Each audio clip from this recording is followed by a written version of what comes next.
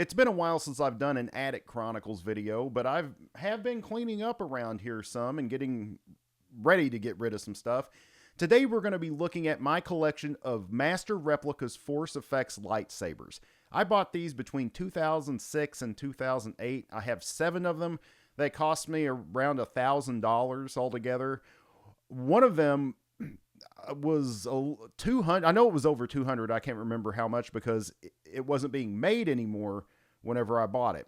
I used to baby these things, but I think it's time to let them go. They've become damaged. They used to be awesome. I used to have these vertical wall mounts for them, and I'd always thought about getting them fixed or getting them modded because there's people who will modify these and make them better. But I've came to the realization over the years that I'm probably not going to shell out the money and do that. Even if they were in perfect working order, I would still lose money on these because there's lightsaber replicas out there now that are way, way better. Even back then, there were better ones, but from what I remember, a lot of them were not Star Wars replicas.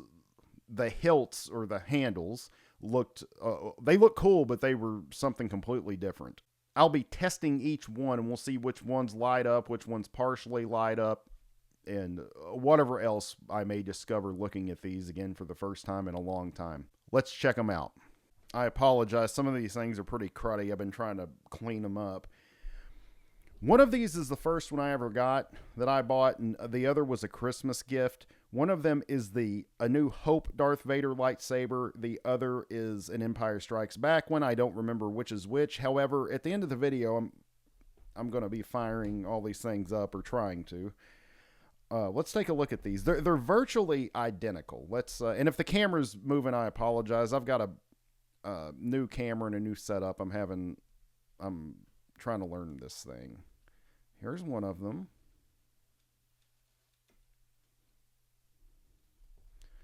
Let's take a look at this one. I'll try and keep this camera from blowing. Whoop, there we go. As you can see, this one has more wiring. And these hilts are made out of metal. They've got some weight to them. Okay, and here on this button, and this is what you do to... There's this little piece on this one. Yeah, I'm going to have to pop some batteries in these. I think all the batteries have went dead, if they even still work. Really cool. This is Mace Windu's. I don't know if this is an Attack of the Clones or Revenge of the Sith saber. I'm guessing Revenge of the Sith. This one's cool because it's got gold on it, and it's a purple lightsaber. As you'll see here in a little bit, though, this has the most lackluster blade of them all. It's very dim. It's not a very vibrant purple. Never has been. This one still works. I think every once in a while it only lights up halfway. It's really cool to see all these little doohickeys on these things. But yeah, it's a beautiful saber. This is kind of a rubbery material. Next up, we have Luke from Return of the Jedi saber. This is my favorite one. And unfortunately, this is the one that absolutely does not work because the insides down here where you unscrew it to put the batteries in, the battery compartment has completely detached inside. So it does not work. This is the one that I wanted to have modded, and because green's my favorite color, and I've always liked this lightsaber. On the real hilt, this piece right here is much smaller, and now they have Luke Skywalker lightsabers of this model that are just exceptional. They are amazing. I would love to have one of those, and will probably get one. I've thought in the past how I'd like to sell them all and just get 1 or 2 really good, better high-end ones. But if I could keep any one, it would be this one. This is the Obi-Wan Kenobi saber from Revenge of the Sith. In the movies, Luke Skywalker in Return of the Jedi is using Obi-Wan's from A New Hope. They look quite a bit alike. I mean, in the movies, I'm pretty sure it was the exact same prop. But, of course, they've doctored it up in the new movies. This is probably the brightest one I have. I'm really sad letting this one go. It still works pretty well. This is Anakin's from Revenge of the Sith. This would also be the lightsaber that Obi-Wan handed Luke Skywalker in A New Hope. I really like this one. I also really like the Anakin from Attack of the Clones. I don't have that one. And it looks a bit different. It's got, if you recall what the Darth Vader ones look like, it looked like this, but that black piece that kind of comes up through here, it's silver. It's really cool, but of course they had to change it for continuity and make it look like this. Let's see if this one's going to fire up. No, that button was already on. We'll see if it does later.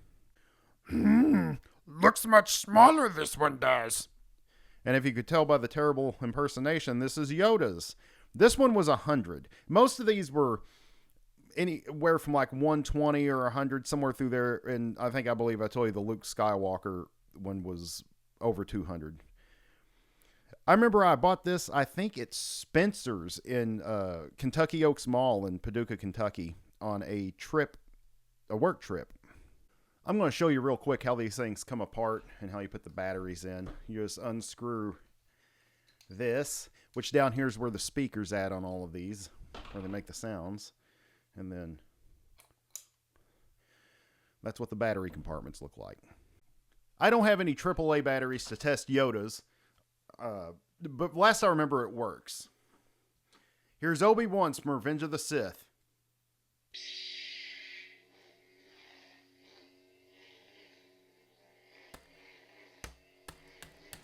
That function doesn't work. It's supposed to make the clashing sound. Here.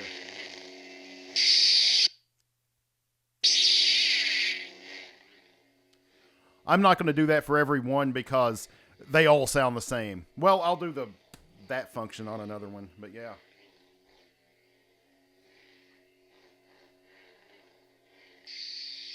I cannot test Anakin's either. If you can see, I cannot get that bottom off. It looks like there's some battery corrosion, like some battery acid leaked out. I'm going to have to really try and get that off there. Oh, by the way, Yoda's just fires up green. That sucks. I'm not going to get to show any of the green ones on this video. Ooh, Lord. Here we have Mace Windu's.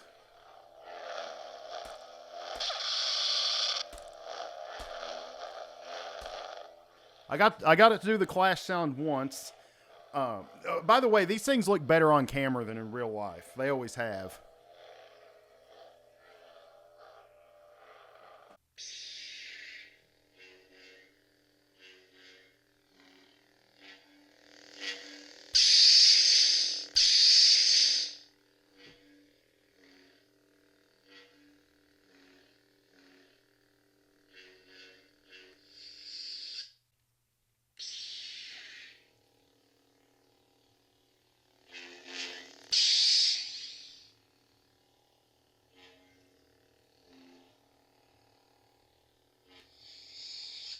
I apologize for such a lackluster performance at the end of it. I had no idea that Anakin lightsaber, that the end of it is basically glued on there. I don't know how I'm going to get that off, or if I can.